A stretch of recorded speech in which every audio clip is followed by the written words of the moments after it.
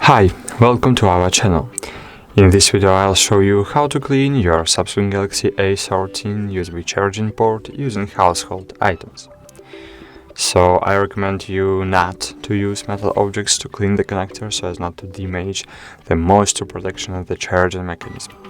I suggest to use an old toothbrush which you no longer use. So as you can see, there is something in my charging port that's preventing the charging cable from going all the way into the connector, and now we are going to try to clear it.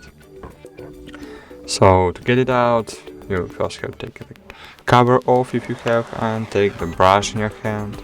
Then gently insert the one part of the brush in charging port and gently try to pry the dirt out. And that's all. That was easy.